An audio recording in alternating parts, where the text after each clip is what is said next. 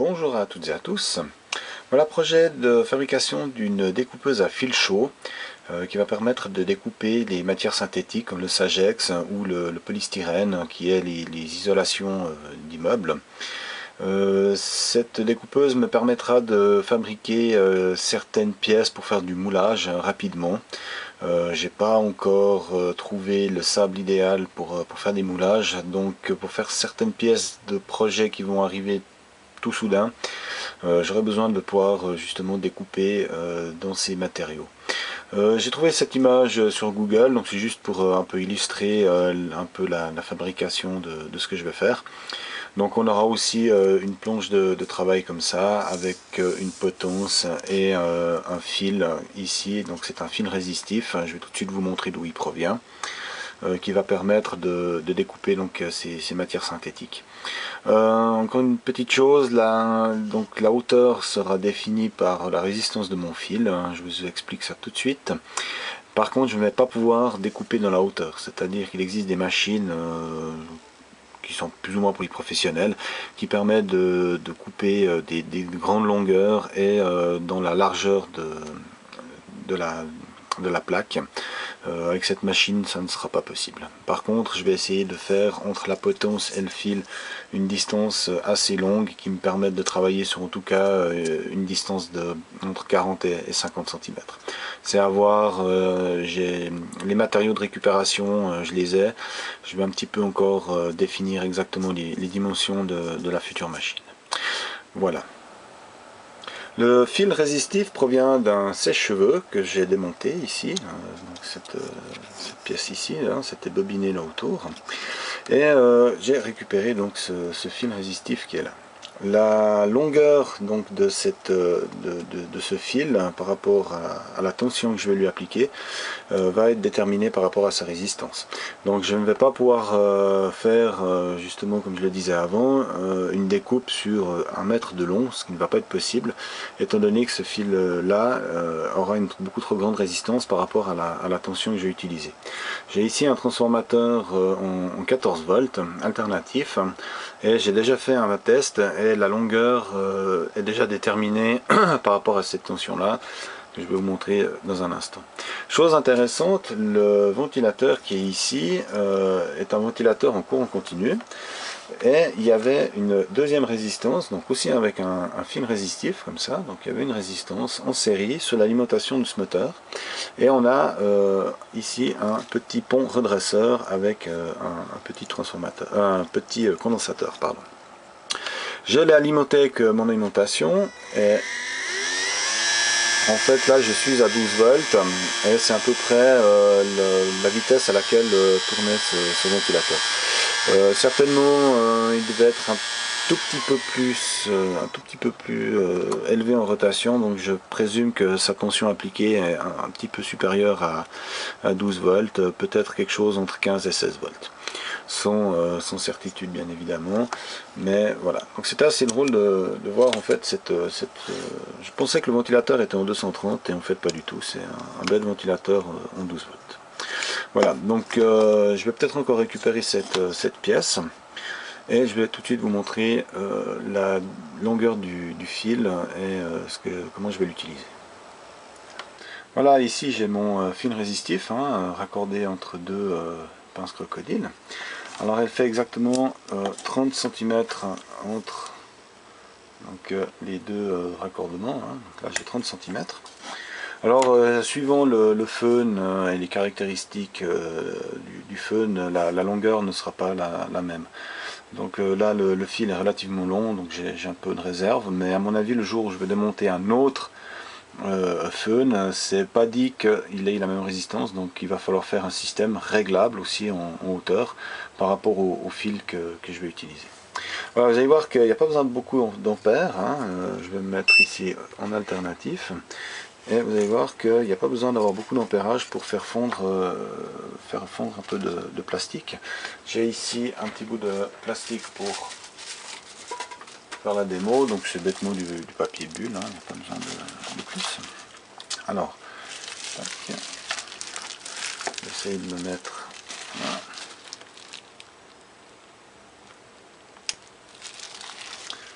Donc voilà, on a ici, on voit que ça fume déjà, on est à 0, presque 0,9 ampères et on voit ici que ça coupe sans problème le plastique. Voilà. Tac, voilà. Donc, on consomme très peu d'ampérage. Là je suis sous 14 volts. On voit bien que ça fume, hein, donc ça chauffe instantanément. Donc 30 cm paraît être une bonne longueur. Donc je vais faire mon système sur cette dimension. Voilà, je vais passer maintenant à l'atelier, préparer le socle, préparer la petite potence et faire toute la partie électrique également avec une commande en façade. J'ai récupéré ce plan de travail de cuisine, donc je vais utiliser ça. Pour l'instant il est coupé, ça a été coupé à scie sauteuse, donc il va falloir que je le reprenne à la scie circulaire. Cette chute fait environ 40 cm de large par 80 de long. Je vais juste retravailler les bords, je vais un tout petit peu la raccourcir, je pense aux alentours des 70 cm à la scie circulaire. Et par la suite, donc à une quinzaine de centimètres, je vais faire une potence pour mettre le fil ici et ensuite à l'arrière y faire des pieds et pouvoir y poser le transformateur, enfin toute la partie électrique.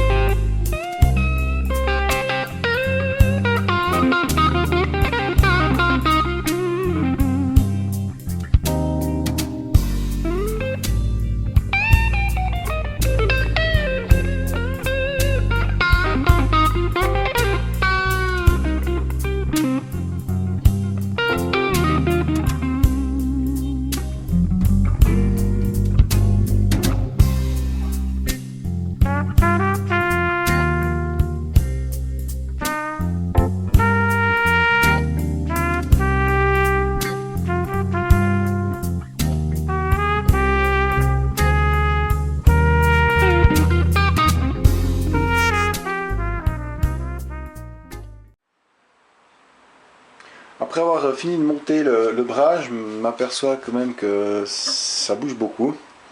Donc je vais faire un renforcement en acier ici.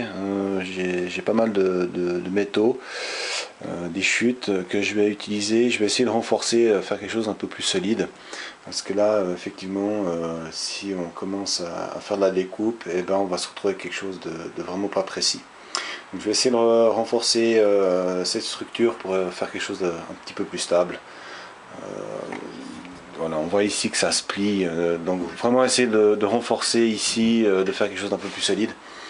Je vais peut-être aussi rajouter des équerres ici, de chaque côté, pour renforcer aussi la fixation au niveau de la base.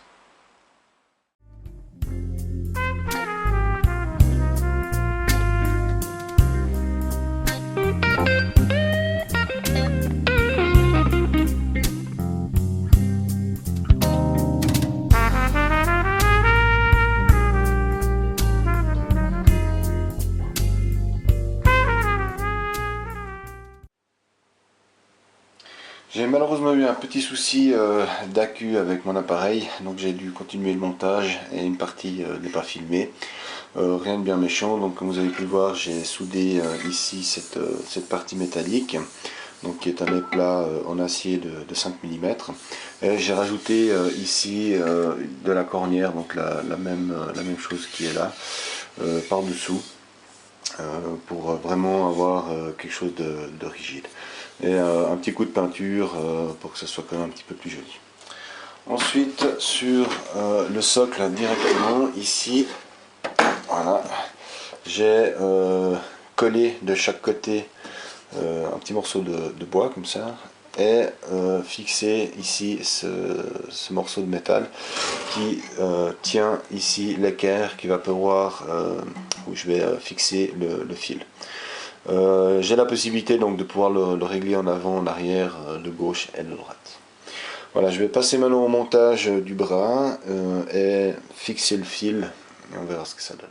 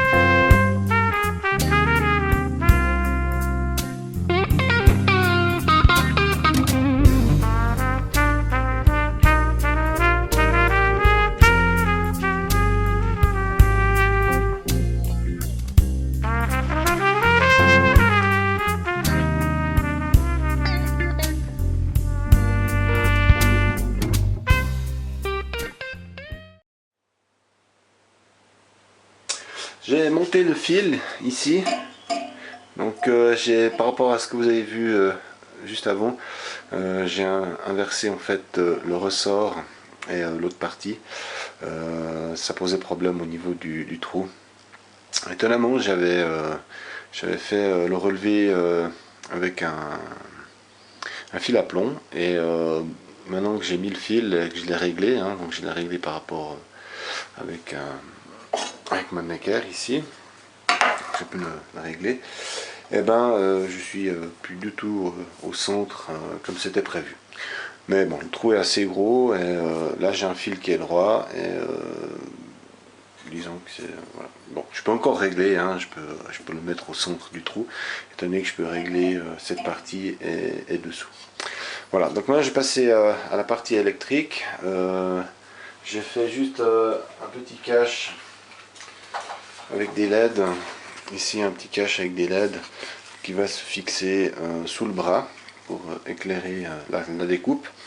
Et ensuite je vais monter le transformateur dessous, le bras, donc la partie ici, donc je vais la raccorder, et la partie en dessous sera raccordée. Donc d'un côté on aura, alors ce sera de l'alternatif, donc il n'y aura pas de plus et de moins, mais disons qu'on aura la polarité directement sur les pièces métalliques des deux côtés du plateau.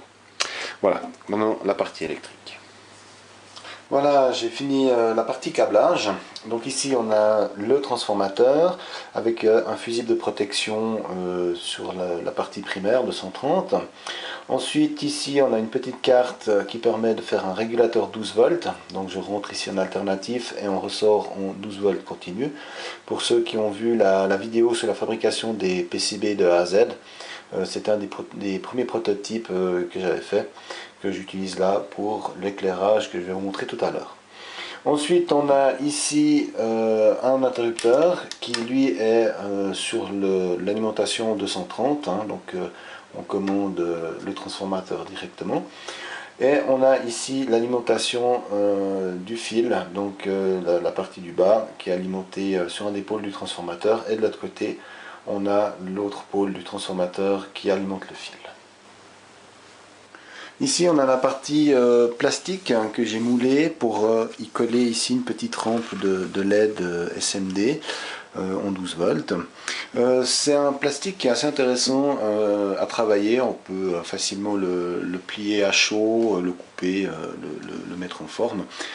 Ça s'appelle, le matériau c'est du CVP. Alors pour ceux qui connaissent, on trouve ça dans les magasins de bricolage, on peut le coller, le scier, le mouler, enfin bref, c'est vraiment un plastique intéressant. Donc pour faire ce genre de bricole, c'est pas mal.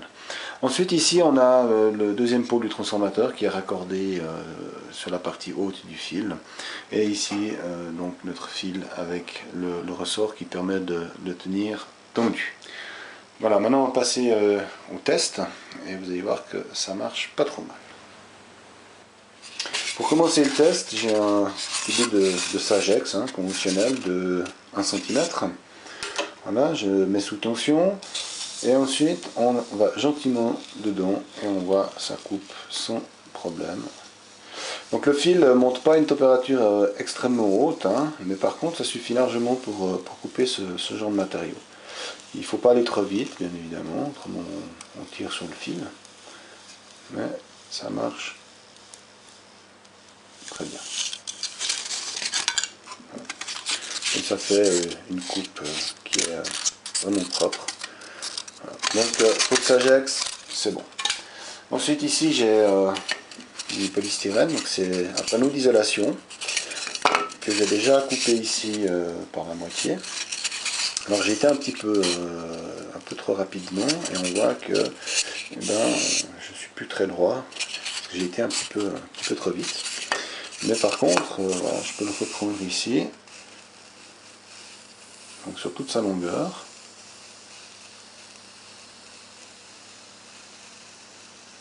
Ça sert à rien d'aller trop vite. On prend son temps.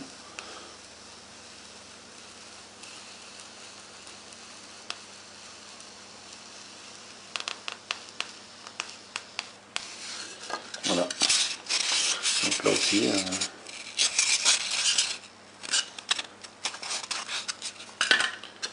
ensuite on peut bien sûr faire des formes, les couper comme on veut. Donc j'ai fabriqué cette machine, comme je l'ai dit, pour de plusieurs raisons. La première, ça va être pour faire des tests de moule. Et ensuite de ça, j'ai ici et là des isolations à faire. Donc pour couper les panneaux, ça va m'être utile. En plus, c'était quelque chose de relativement simple à fabriquer. Voilà, donc j'espère que ça vous aura plu et je vous referai une vidéo tout prochainement pour la fabrication de moules pour faire de la fonderie aluminium. Voilà, à tout bientôt.